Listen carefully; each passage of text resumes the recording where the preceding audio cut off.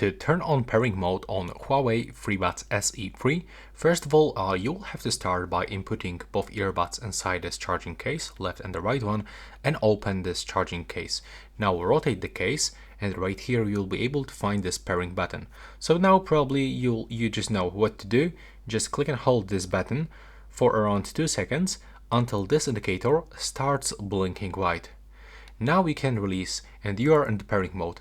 If it doesn't work, you can additionally connect charger inside this port, like that, and repeat that process. Sometimes you will have to close this case and open it for a few times and press this button and hold for 2 seconds or even 3 seconds until this LED starts blinking white. And that will be all for this video.